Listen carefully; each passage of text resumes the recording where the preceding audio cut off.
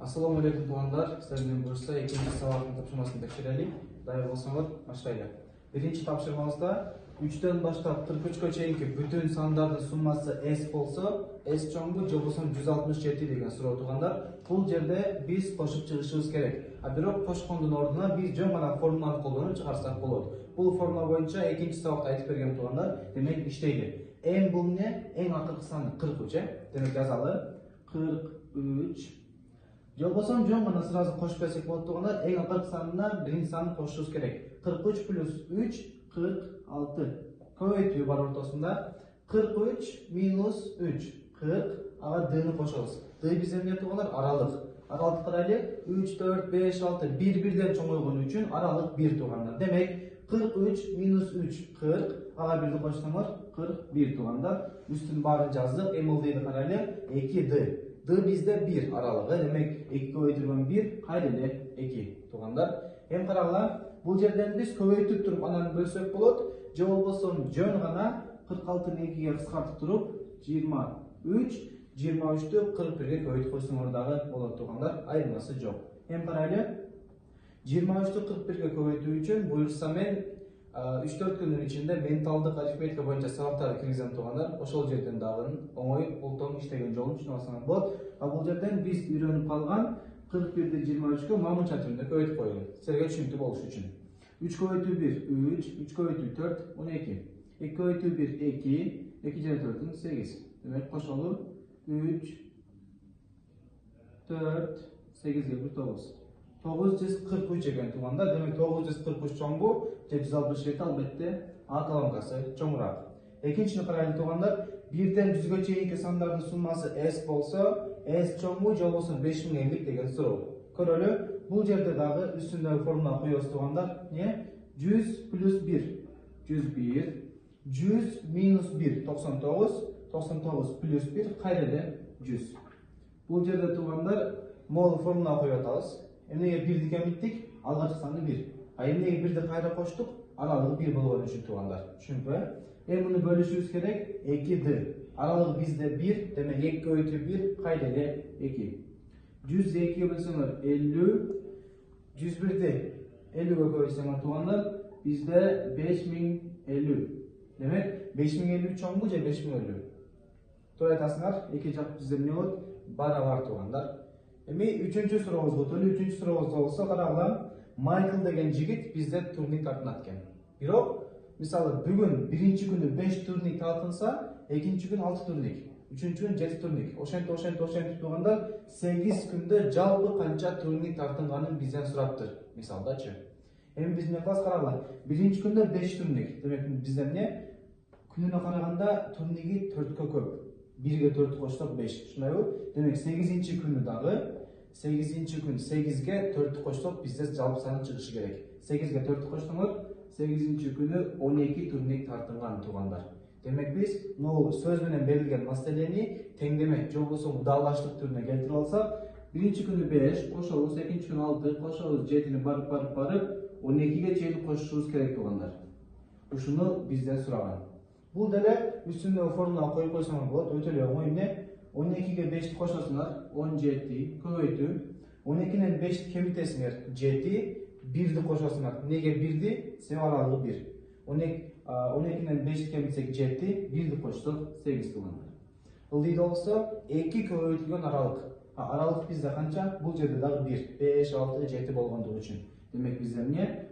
Jo'mana 2 ga bo'lamiz. 8 ni 2 ga bo'lsanglar 4, 17 ni 4 ga ko'paytsanglar, ova to'g'ri aytdilar, 68 tug'anlar. Demek bizim javob 3-so'rovda 68. Astaldan ne bilelim? 4-so'rov o'tadi tug'anlar. 4-so'rovda yo'l bosib deydi. Hasan yo'l bosibdir. Birinchi kunda 2 kilometr, ikkinchi kunda 3 kilometr, uchinchi kunda 4 kilometr. O'shani bosib 8-kuni qancha kilometr bosganligini bizdan so'rabdir. Qaranglar, bu yerda 1 kilometrdan qo'shilgan kunda, ana birinchi kuni 2, ikkinchi kuni 3. Ne? Kunini qaraganda kilometri 1 ga ko'p. Demek 8-kuni albatta 9 kilometr yo'l bosgan. Uni ishlaganning keragi yo'q. Baringlar tushundinglar, baringlar menga chet elda ishlab qo'ygansan deganim. To'g'rimi? Anda ulantali 5-so'rovimiz bor. 5-so'rovda bizda kolonka, bu yerda bölçöktөр bo'yicha so'ralibdir. Ne qilamiz? аралаш бөлчөк, бул жакта эмне буруш бөлчөк. Демек аралашты бурушка айландыралы. Эсиңерде болсо, мен экинчи сабакта айтып бергем, жөн гана көбөйтүп үстүн кошуп коебуз дегем, туурабы? 70-ти 2-ге көбөйтсөңөр 140, 140-ка 3-тү кошсоңор 143. Ылдыйда 70 өзү кала берет. Эки колонка эмне болду туугандар? Окшош болуп калды. А биз баарыбыз билебиз, окшош нерселер барабар болот. 5-ти суроо барабар. 6-чы өтөлү туугандар, n бизде 2 экен. Анан бизден сураптыр, 7 бөлүнгөн n минус 2 чоңбу, же болбосо 8 бөлүнгөн n би. Эми карагыла, биз n деген тамганын ордуна 2-ни коелу. 7 бөлүнгөн 2 минус 2. Биз эмне болот? 7 бөлүнгөн 0. Во.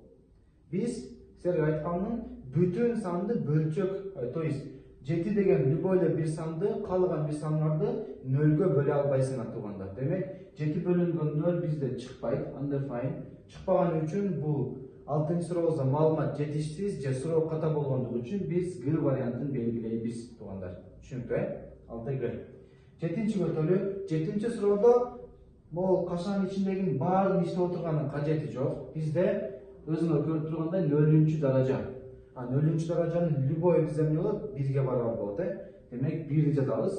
Жалпы кашанын ичиндеги сандар ордуна 1 жазып коебуз. Кошуу 1 бөлүнгөн, то есть 2ден 1, Биз кошкондо эмне кылабыз деди туугандар? Жалпы бөлүм кылып кыйналгандын кереги жок. Жөн гана ылдыйын көбөйтөбүз, а үстүнү кайсы бет болсо ошону кылабыз. Кошо болсо кошуу, кемитүү болсо кемитүү. 2 көбөйтүү 1 2, 2 1 кошсок 3. Демек эмне? 3 бөлүнгөн 2. Же болбосо эгер сан түрүндө керек болсо 3-тө 2-ге бөлсөңөр 1,5. 1,5 деген дагы жооп тура, 3 бөлүнгөн 2 деген дагы жооп тура туугандар. 2 жооптан кабыл алабыз. Уланталы биздин 8-чи суроону карайлы туугандар. Бул жерде карагыла 1 кошулган 2ден 1, кошулган 3дөн 1, кошуу 4дөн 1, кошуу 5ден 1. Бул жерде жалпы кошкондун формасы барбы? Кантсек болот? Же очереден кошуп кетишибиз керекпи? Бул жерде туугандар оңоюраак жолу 1 бул бүтүн сандар. Бүтүн санга тийбейсиңер. Бөлчөк сандарды жалпы бөлүнгө аласыңар. Дегенде 5, 4, 3, 2, 1. Ушул 4 сандын бөлүнгөн сан барбы? Эгер бар болсо ал кайсы сан? Ошону табышыңар керек. Көрөлү? Туугандар баарыбыз билебиз, 2, 3, 4, 5 бөлүнгөн бир сан табыш үчүн жөн гана ушуларды бири-бирине көбөйтүп койсоңор болот. Бир варианты. Экинчи варианты булардын эки жыбысын, эч жыбысын тапсаңар болот. Эки жыбы эчин тапканды буюрса жакында үйрөнөсүңөр кийинки сабактарда. Азыр болсо 2, 3, 4, 5, 6-га да бөлүнгөн сан туугандар бул 60. 60-ты 5-ке бөлсөк болобу? Болот. 4-кө бөлсөк болобу? Болот. 3-кө бөлсөк болобу? Болот. 2-ге да бөлүнөт. Демек 60 деп жалпы алсак болот туугандар. Эми 60 кылыш үчүн 2-ни канчага көбөйтөбүз? 30-га. 3-тү канчага көбөйтөбүз? 3-тү 20-га көбөйтөбүз, 60 болот. 4-тү канчага көбөйтөбүз? 15-ге. 15 көбөйтүү 4 60. 5-ти канчага көбөйтөбүз? 12-ге. 12 көбөйтүү 5 60. Эми ушул коюлган сандарыңарды жалпы кошуп чыгасыңар. 30 кошуу 20 кошуу 15 кошуу 12 туугандар. Бизде аягынан эмне келип чыгат? 30-га 20 50, 50-ге 15 65, 65-ге 12 77. Демек эмне? 77 бөлүнгөн 60. Бирок туугандар, жооп бул эмес. Эсиңерде болсо биз башында 1 деген санды кошкон эмеспиз, Бул санды алып койгонбуз, кийин иштейбизде. Демек, ушуга 1-ди кошушубуз керек туугандар. 1-ди кошкондо мен силерге айтканым түшүндүрүп эмне кылабыз? Жалпы бөлүп кылып кыйналгандын кереги жок. Жөн гана көбөйтөбүз дагы үстүнө кошуп коебуз. 60 көбөйтүү 1 60, 60-га 77-ни кошсоңор туугандар 137. Демек 137 бөлүнгөн 60 деген жооп бизде туура вариант болуп эсептелет. Эң акыркы 9-чу суроону карайлы. Бул жерде бөлчөккө тамырлуу бөлчөктөр экен эки жакта дагы. Эмне тамыр экиге тийишпейбиз? Биринчи биз могул жерди иштеп алалы. Кандай болот? Биз 28-и кантип жазсак болот туугандар? Биз 28-ди 7 көбөйтүлгөн 4 десек болот. Бул жакта 14-тү 7 көбөйтүлгөн 2 десеңер болот туугандар. Анан бизде мындай эреже бар, тамырларда биз эгерде бөлчөк болсо жалпы тамырга алсаңар болот. Эгер тамырлардын кайрасы окуш болсо, бул жерде эки тамырдагы квадраттык тамыр болгондуктан алып койсоңор болот. Демек эмне? 7 көбөйтүү 4 бөлүнгөн 7 көбөйтүү 2. 7лер кыскарат, 4-тү 2-ге бөлсөңөр 2, туурабы? Бизде тамыр бар. Демек, тамыр астында 2. Эми бул жерде да тамыр астында 2 бар. Бул жерде дагы тамыр астында 2 чыкты. там арасында 2-ге кошосуңар, там арасында 2-ни. Не болот туугандар? Канча штук? 2 штук, там арасында 2. Жооп ушул туугандар. Тапшырмалардын баары түшүнүктүү болду деп ойлойм. Кандайдыр бир түшүнбөгөн нерсе болсо, сториске же болбосо комментарий калтырсаңар болот.